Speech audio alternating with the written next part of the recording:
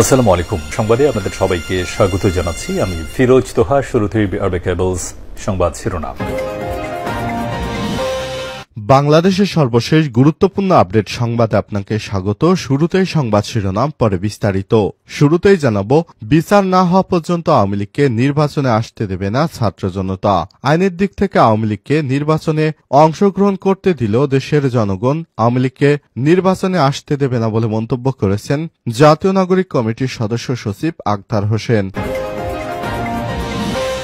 এরপর জানাবো, 7 দিনের মধ্যে দাবি বাস্তবায়ন না হলে সচিবালয় ঘেরাওয়ের কর্মসূচি দিল ইনকিলাব মঞ্চ। 1 সপ্তাহের মধ্যে আওয়ামী লীগের নিবন্ধন বাতিল সহ 3 দফা দাবি বাস্তবায়ন না হলে সচিবালয় ঘেরাওয়ের হুঁশিয়ারি দিয়েছে ইনকিলাব মঞ্চের নেতারা। জানাবো, আলটিমেটাম দিয়ে শাহবাগ ছাড়লেন চিকিৎসকেরা। জাতীয় নাগরিক কমিটির মুখ্য সাংগঠনিক শারজিস আলমের আশ্বাসে শাহবাগের অবস্থান কর্মসূচি প্রত্যাহার করে নিয়েছে বেসরকারি ট্রেইনি চিকিৎসকেরা। রোববার 22 ডিসেম্বর বিকেলে শারজিস আলম শাহবাগে চিকিৎসকদের আন্দোলন কর্মসূচিতে অংশ নেন। পরে তিনি চিকিৎসকদের দাবির সঙ্গে একমত পোষণ করেন। জানাবো, 1 কিলোমিটারের মধ্যে বিএনপির 3 জেলা কার্যালয় সমালোচনার ঝড়। গোপালগঞ্জ জেলা বিএনপির 2 কার্যালয় নিয়ে আলোচনা সমালোচনার মধ্যে আরও একটি জেলা বিএনপির কার্যালয় উদ্বোধন করা হয়েছে। এ নিয়ে জেলা শহরে মাত্র 1 কিলোমিটার এলাকার মধ্যে 3টি জেলা বিএনপির কার্যালয় হল। এদিকে সীমান্তে দুর্নীতির কারণে রোহিঙ্গা অনুপ্রবেশ আটকানো কঠিন হচ্ছে বললেন পররাষ্ট্র উপদেষ্টা। সীমান্তের দুর্নীতির কারণে স্থল ও জলসীমা সহ সীমান্তের নানা রুট দিয়ে রোহিঙ্গা অনুপ্রবেশ আটকানো খুব কঠিন হচ্ছে বলে জানিয়েছেন পররাষ্ট্র উপদেষ্টা মোহাম্মদ তৌহিদ হোসেন। আজ দুপুরে পররাষ্ট্র মন্ত্রণালয়ের সদ্য সমাপ্ত ব্যাংকক সফর নিয়ে ব্রিফিংকালে সাংবাদিকদের প্রশ্নের জবাবে সব কথা জানান তিনি। এবং সর্বশেষ জানাবো, উপস্থাপক ময়ূক রঞ্জনের মৃত্যুর মুখ থেকে ফিরে আসার ছবি নিয়ে তোলপাড়। কলকাতা টেলিভিশন চ্যানেল রিপাবলিকান বাংলার সংবাদ উপস্থাপক ময়ূক রঞ্জন ঘোষের আহত অবস্থার কিছু ছবি সামাজিক যোগাযোগ মাধ্যম ফেসবুকে সম্প্রতি ভাইরাল হয়েছে। তবে বাংলাদেশের তথ্য যাচাইকারী প্রতিষ্ঠান ফ্যাক্ট চেক রিউমার স্ক্যানার জানায় ছবিগুলো 4 বছর আগে। রোববার 22 ডিসেম্বর এ বিষয়ে একটি প্রতিবেদন প্রকাশ করে রিউমার স্ক্যানার। তাদের অনুসন্ধান থেকে জানা যায়, কলকাতা টেলিভিশন চ্যানেল রিপাবলিকান বাংলার উপস্থাপক ও সাংবাদিক ময়ূক রঞ্জন ঘোষের আহত অবস্থার ভাইরাল ছবিগুলো সাম্প্রতিক সময় নয়, বরং 4 বছর পূর্বে। প্রকৃতপক্ষে 2021 সালের জানুয়ারিতে তার আহত হওয়ার কিছু ছবি ভাইরাল হয়েছে, ইন্টারনেটে ছড়িয়ে পড়েছে। প্রিয় দর্শক, এতক্ষণ শুনছিলেন সংবাদ শিরোনাম, এবারে বিস্তারিত। তবে তার আগে বন্ধুরা, অনুরোধ থাকবে এই সংবাদটিতে একটি লাইক দিন। এই চ্যানেলে আপনি নতুন হয়ে থাকলে আমাদের সংবাদটি দেখতে দেখতে চ্যানেলটি সাবস্ক্রাইব করে রাখুন, যাতে করে বন্ধুরা আমাদের পরবর্তী লেটেস্ট আপডেট সংবাদগুলো সবার আগে আপনার কাছে পৌঁছে যায়। এবারে বিস্তারিত। বিচার না হওয়া পর্যন্ত আওয়ামী লীগকে নির্বাচনে আসতে দেবে না ছাত্র জনতা। আইনের দিক থেকে আওয়ামী লীগ নির্বাচনে অংশগ্রহণ করতে পারলেও দেশের জনগণ তাদের আসতে দেবে না বলে মন্তব্য করেছে জাতীয় নাগরিক কমিটির সদস্য সচিব আখতার হোসেন। তিনি বলেছেন, আইনের দিক থেকে আওয়ামী লীগ ভোটের প্রতিদ্বন্দ্বিতা করতে বাধা না থাকলেও ছাত্র জনতা, দেশের আপামর মানুষ ফ্যাসিবাদী গণহত্যাকারী আওয়ামী লীগকে রাজনীতিতে কোনোভাবেই আসতে দিবে না। সেজন্য আবারও আমরা রক্ত দিবার জন্য প্রস্তুত আছি। রোববার 22 ডিসেম্বর দুপুরে রংপুর সফরে এসে নগরীর সাতমাথা এলাকায় সাংবাদিকদের সঙ্গে আলাপকালে এক নির্বাচনে অংশগ্রহণ প্রসঙ্গে সব কথা বলেন আখতার হোসেন। বৈষম্যবিরোধী ছাত্র আন্দোলনে নিহত রংপুর কাউনিয়া পীরগাছা উপজেলার হাট শহীদদের কবর জিয়ারত ও পরিবারের সঙ্গে সাক্ষাৎ করতে তিনি রংপুরে এসেছিলেন।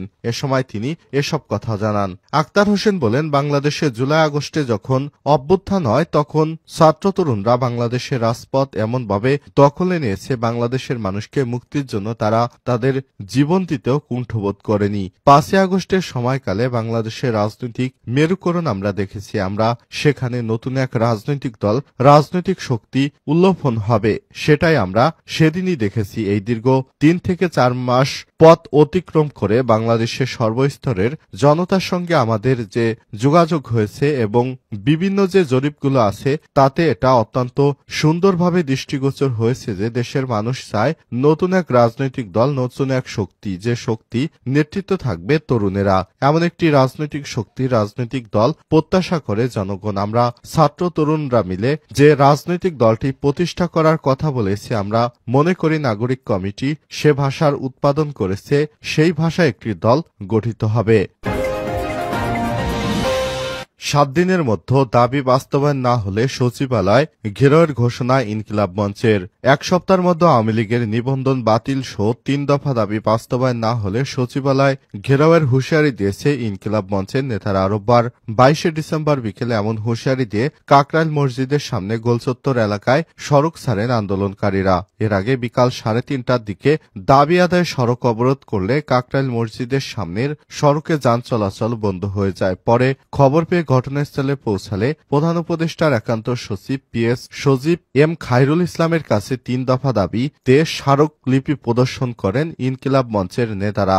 এ সময় স্মারকলিপি গ্রহণ করেন প্রধান উপদেষ্টার একান্ত সচিব। আন্দোলনকারীদের দাবিগুলো প্রধান উপদেষ্টা ড মোহাম্মদ ইউনূসকে অবগত করবেন বলে জানান। এক পর্যায়ে আলটিমেটাম দিয়ে সড়ক ছাড়েন আন্দোলনকারীরা।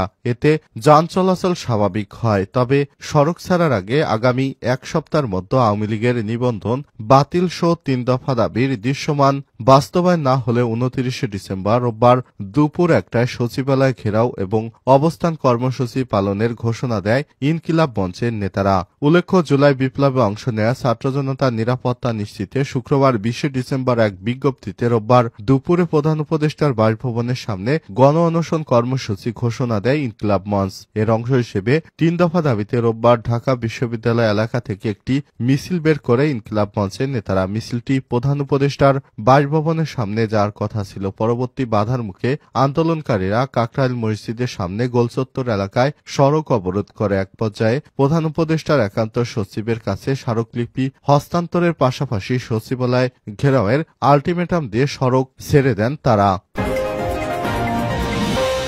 আলটিমেটাম দিয়ে শাহবাগ ছাড়লেন চিকিৎসকেরা।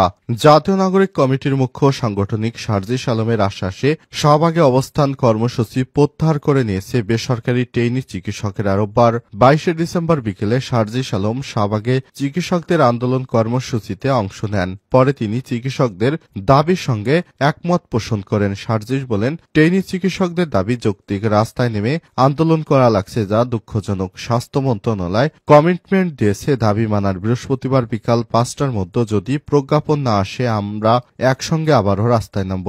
জানুয়ারি থেকে ভাতা কার্যকর করতে হবে। দাবি পূরণ না হলে চিকিৎসকদের সঙ্গে সড়কে নামারও হুঁশিয়ারি দেন তারা। পরে চিকিৎসকেরা বৃহস্পতিবার পর্যন্ত অবস্থান কর্মসূচি প্রত্যাহার করেছেন। তবে কর্মবিরতি চালিয়ে যাওয়ার ঘোষণা দেন তারা।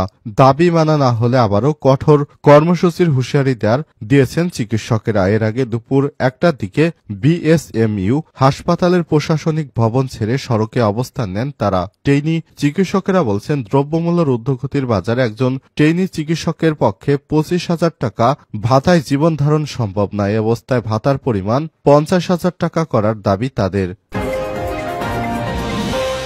1 কিলোমিটারের মধ্যে বিএনপির 3 জেলা কার্যালয় সমালোচনার ঝড়।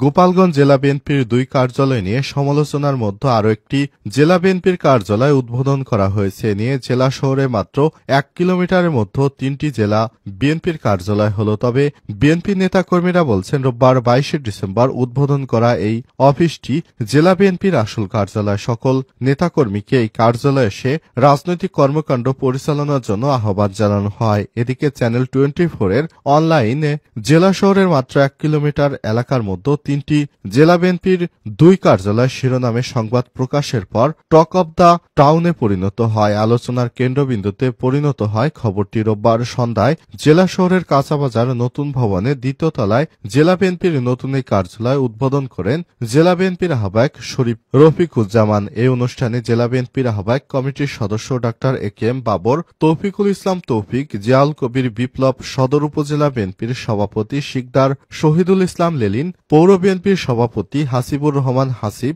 জেলা যুবদলের সভাপতি রিয়াজউদ্দিন লিপটন, জেলা স্বেচ্ছাসেবক দলের আহ্বায়ক সাজ্জাদ হোসেন হীরাসহ অনেকেই বক্তব্য রাখেন।